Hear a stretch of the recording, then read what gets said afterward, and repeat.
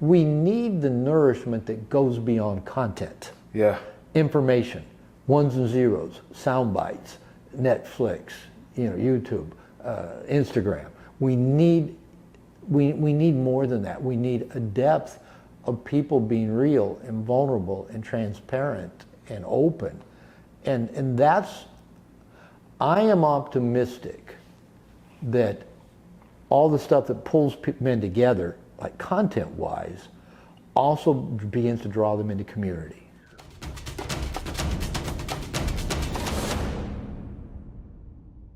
I'm very curious. I know you say you're not as tapped in the internet world. Do you consume or see anything in regards to what's going on with the men's space? That's a good question, because the answer is yes and no. Okay, yeah. People say, have you heard this podcast? No. Yeah. People send me Uberman Lab, stuff all the time. Check this one out, or check this out. And so I know men, especially young men, that grew up with the internet, are really just into content and just absorbing information, and for good and for bad. I mean, there's a lot of good information out there. And I've been having conversations all this week with different people, kind of like what you're talking about. But what is there in the men's space, for the men's movement? I was having a conversation at dinner last night with friends, and I was asking one guy, who are the elders you can think of in the men's space? That's really good. And these are guys that are tapped in and have a lot of mentors, and not many people come to mind, because I'm feeling actually kind of lonely of recognizing that people see me in that status as the elder. I've been working with men for 25 plus years, doing my own work, and I'm solely focused on men. Most of the guys that work with men work with women and couples and do big programs, but I've just focused on men. That's just my passion. And so I was talking with one person the other day, and his view kind of was that kind of when Jordan Peterson kind of stepped out of that space of really, kind of being there for men and kind of went off in his own direction, that all that really left was Andrew Tate, in terms of what's out there, for men to go through. So I love that, like, you're building community, I'm building an online community. And I do believe in the power of the internet and social media. I tell men, get off social media. I say at least take the apps off your phone. 100%. Don't be just every time you're bored you're doing this on your phone. Take the apps off. Go, if you want to look at it, sit down at your computer, do it consciously. So there's so much good stuff out there. There's so much good content on YouTube. I know a lot of coaches, a lot of guys with programs do most of their marketing on the internet. But I don't know. I guess I'm working so much. I get up at 7 o'clock in the morning, and I start my day with my meditation and my morning pages and breath work, and then I take the dog for a walk with my wife, and then I dive into my day about 9:30, and I've got calls and meetings and just working and writing and developing, and I can go till 9 or 10 o'clock at night. But the TV in my house has not been turned on maybe since World Series a couple years ago. I don't even know how to turn it on. And so it's not that I've just out and out rejected media, television. When I talk to guys, have you seen that Netflix documentary? No, actually I haven't. It's just like my routine and my habits just don't take me in that direction. I just don't go seeking, stuff to listen to, even though there's a lot of good stuff out there that I'm beginning to say, okay, I'm going to listen more. I'm going to pay more attention. I'm going to go on YouTube more, check out more of the quality stuff that's there. And there's a lot of good quality stuff, a lot of good podcasters, a lot of good interviewers. And so I'm just actually in a way just kind of beginning to like stick my toe in the water of what's out there of interest. Now, I've been telling people lately, I'm really optimistic about what I call the men's movement. I think there is a worldwide men's movement. That's not necessarily connected or all coming at it in the same way. We can talk more about that. But I really believe the power of the internet really has spread the word to men all over the world. And a guy gets into one program, maybe it's a 12-step program, an online program, some David Data related program, or this, even a dating boot camp. And then they get to talking. Well, have you read this book? Have you listened to this podcast? And there's enough good quality stuff out there. When I started my own personal journey, I was in my mid-30s, so we're talking 30 years ago. Yeah. In terms of men's work, and I was drawn to that immediately. I was a therapist, but when I started working on me and got into a men's group, I thought, this is powerful.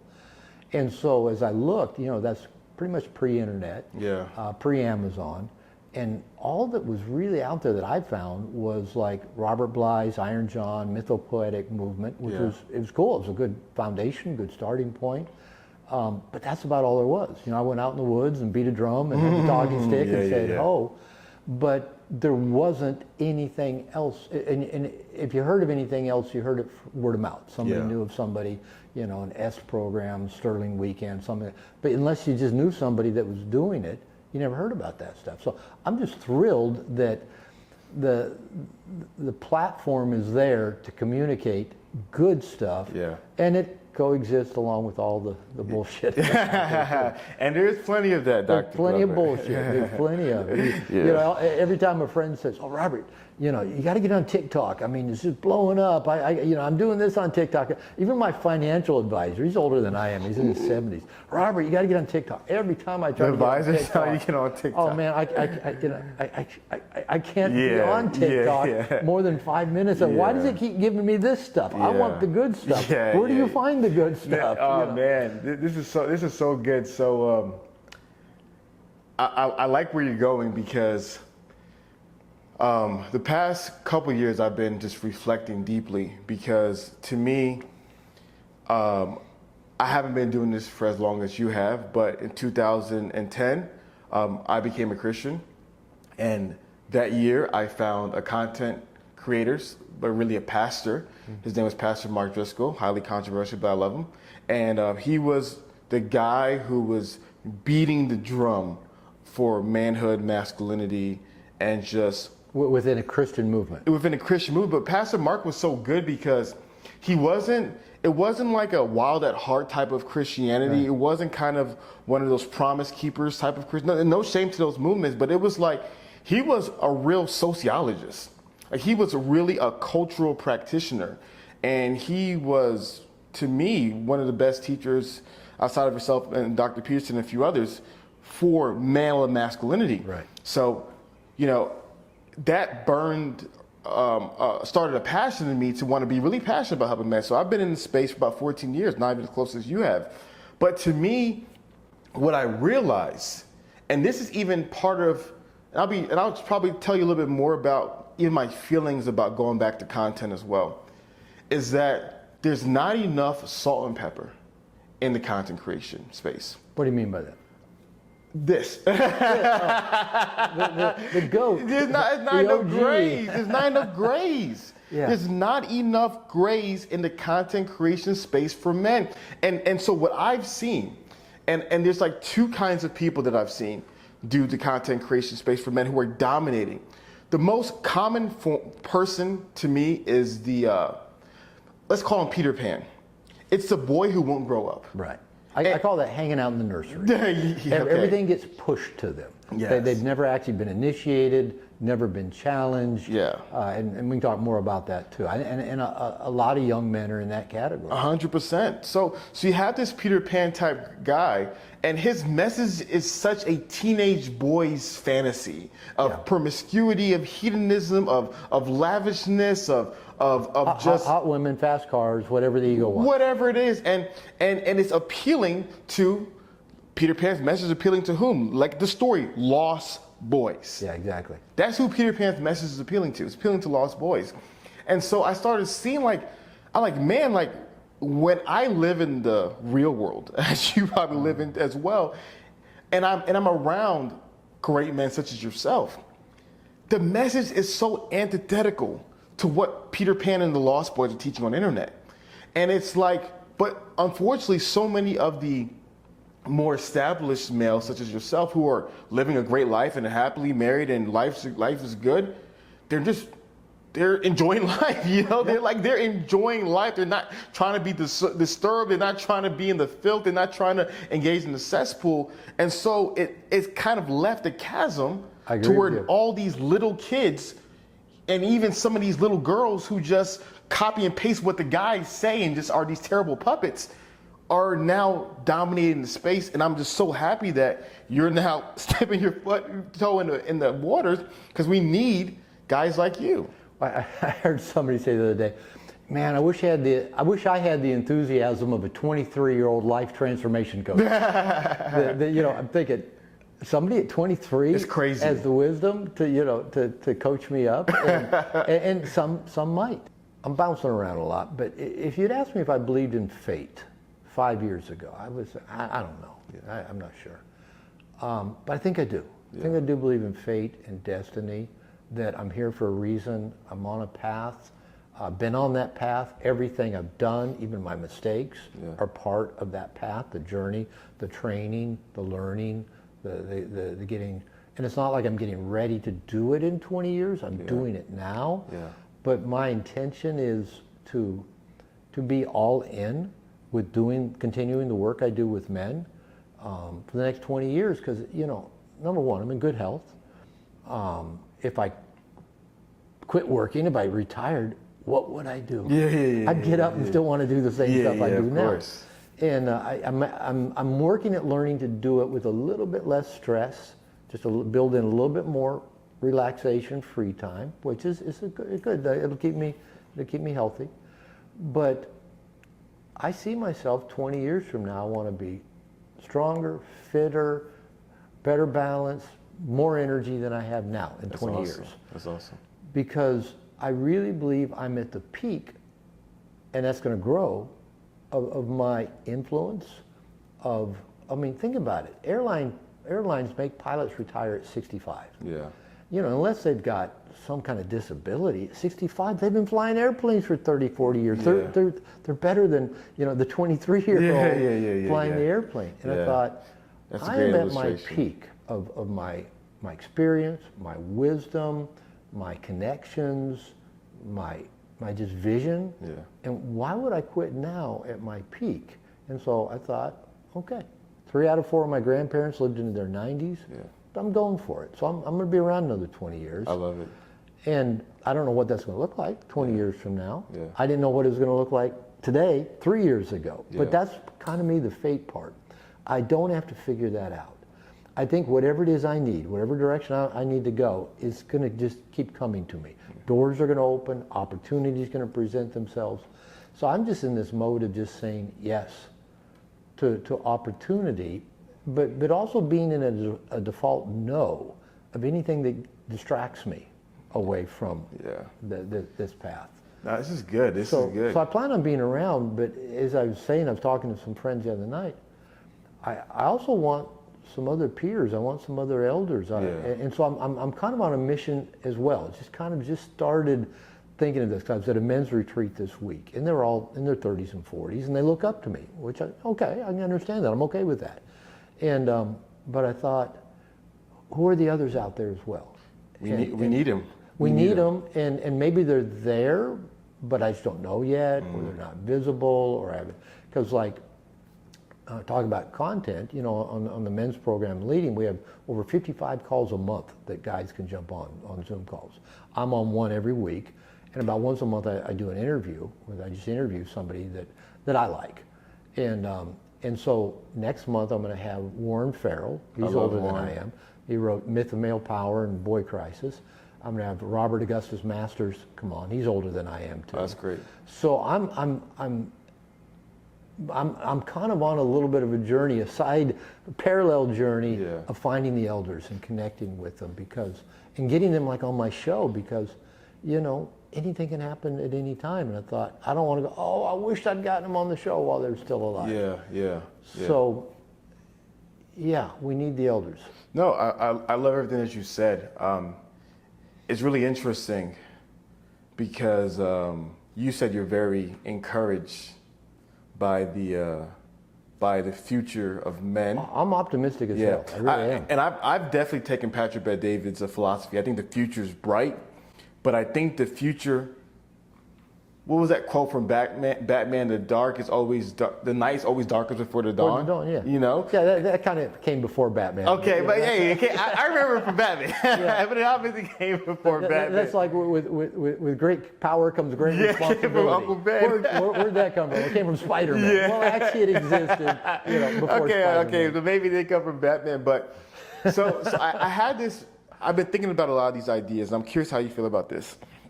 So I think it's very common amongst the men's space to bash feminism. I think it's, especially in the red pill areas. Yeah. I think it's very common and it's very easy. Like feminism, like this pinata where people just bash and they attack and they kind of and rightfully so. There's a lot of things that feminism has taught and very unhealthily. But what's very interesting is that I was studying. There was two really popular books that, to me, was the foundational of a lot of feminist thinking, which is obviously The Feminine Mystique.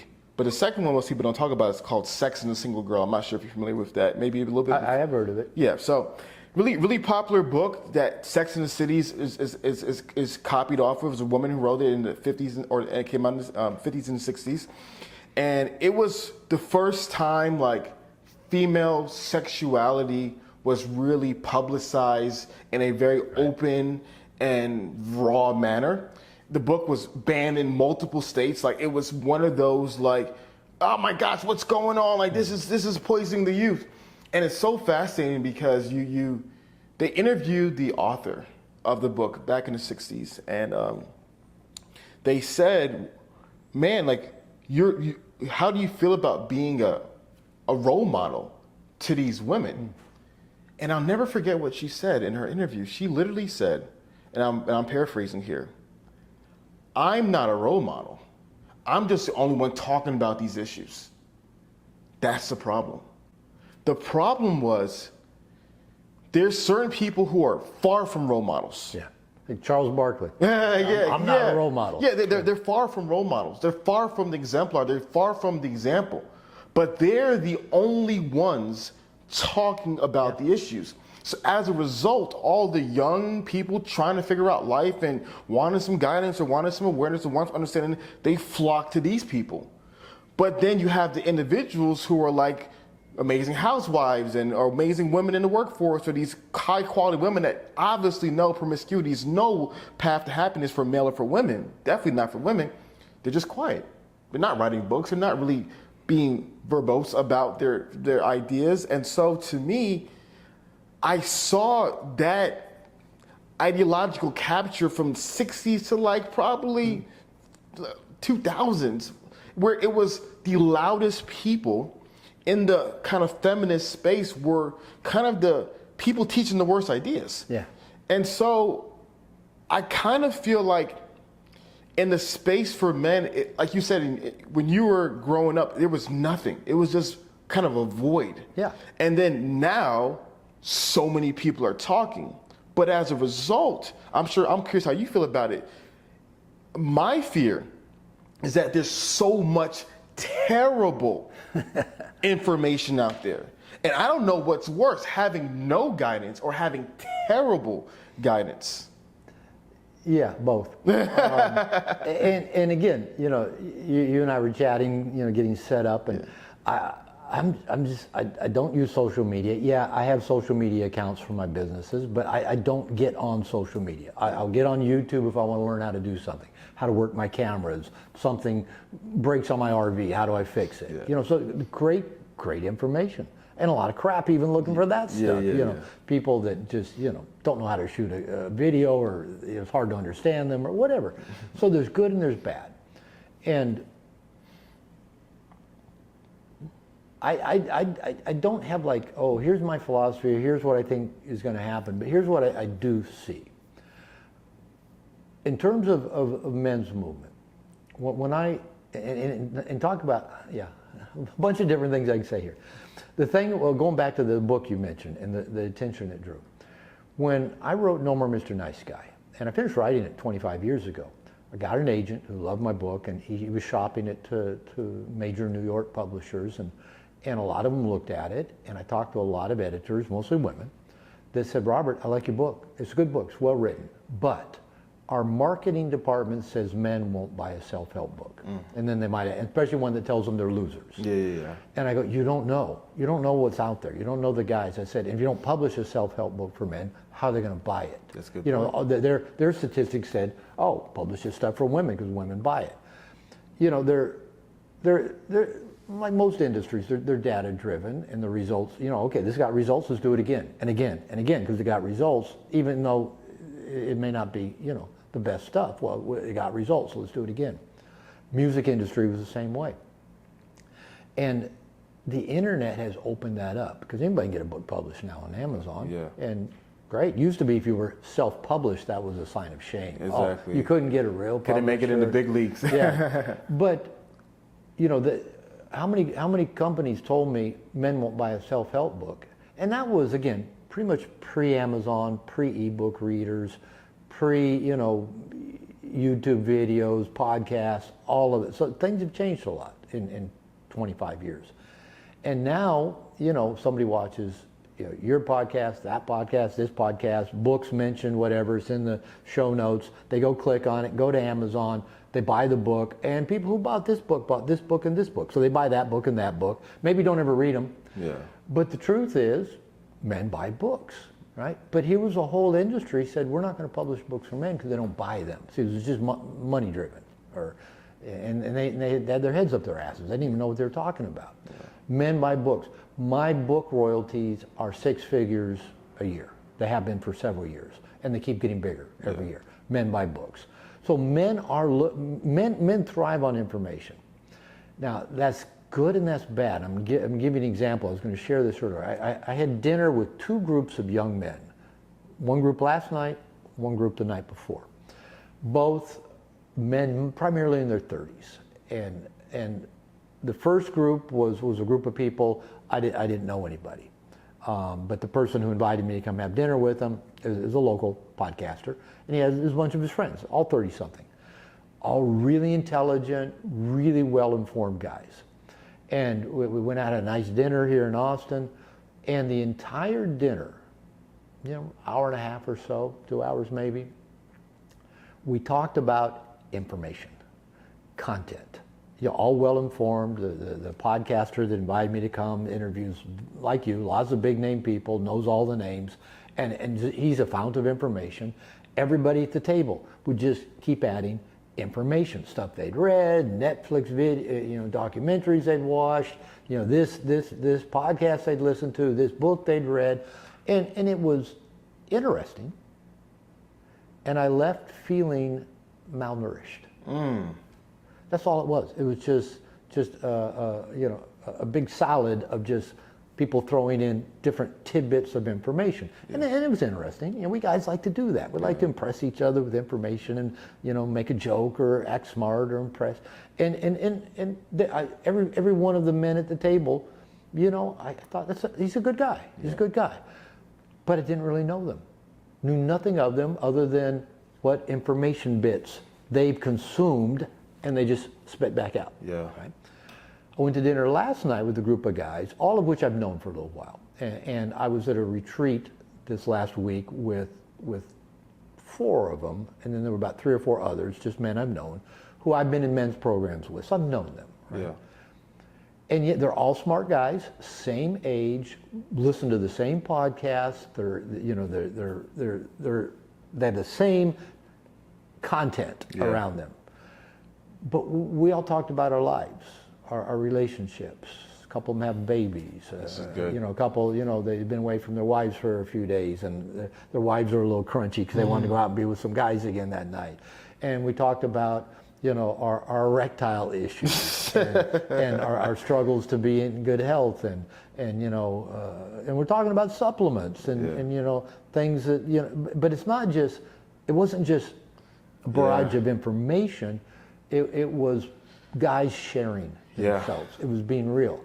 Yeah. And then, you know, before we left, a couple of the guys were just great guitar players. One of them used to be a professional musician. And, you know, they got out and just picked out they just played 4 songs, just the 2 of them together. And it was just like, how cool is this? You know, they're just we're just guys, we all brought food, we potlucked it. Yeah. So both dinners, 2 nights in a row, and granted, I've known the guys in the second group for a long time and had a lot of experiences. But regardless, the conversation and the way that people engaged and inserted themselves was radically different. And that's where I see so many young men that grew up on the internet. My son's 38, and so he grew up on the internet. Is that they've just been sponges for information all their lives, and they're good at repackaging or spitting the information back out. But have they really, are they open about where they're stuck, where they're struggling, what's not working, where they're unhappy, this is really good. where they would like to grow or evolve? I mean, are they being real? Yeah. And I tell you what, just leaving the second dinner party, I felt well nourished. Yeah. Right. The first one, I'm glad I went. I enjoyed it. And I'm glad I met the people I met, but I didn't feel at all nourished by the conversation. So we need the nourishment that goes beyond content. Yeah. Information, ones and zeros, sound bites, Netflix, YouTube, Instagram. We need more than that. We need a depth of people being real and vulnerable and transparent and open.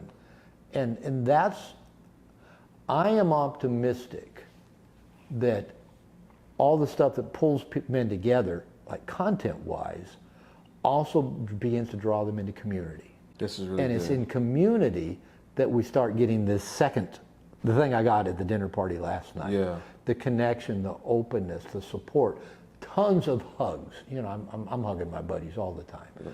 And I'm optimistic that a combination of good information is out there. It's being put out there. Yeah.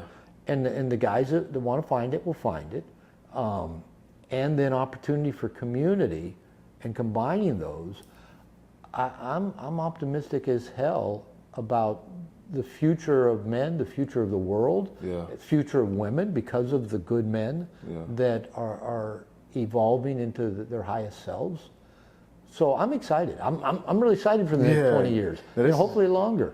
And I hopefully 20 years from now, you and I are sitting down, and you've got salt and pepper. Listen, guys, salt and pepper, we've been talking about what we've seen over the last 20 years together. That's beautiful. And I'm going to throw out one more piece, and this is just from perspective I come from. Most of the men's work I've been in is, for lack of a better term, it's really white bread. It's just a lot of white guys. Yeah. And every time I see, men of color, men of different ethnicities, when I launched Integration Nation, we call it Integration Nation because the integration is being an integrated man, what I talk about in that book over there. Of course. But what I quickly found out that it really is Integration Nation. We check out IDs when people join. We want people to be who they say they are. So I check all the IDs and we trash them digitally. Good. But I love it every time I see a man with a name I can't pronounce, a man of color, a man, from around the world. I just smile because this has got to be a worldwide thing that has no regard to race, to, are you gay or straight, or what's your religion, where do you live? It's got to be we're all together. And so every time I see men of color doing this work and having a message, I want to be so supportive of that because, again, I've been doing this for about 25 years, and it's mostly a white thing. Yeah. And we got to move beyond that.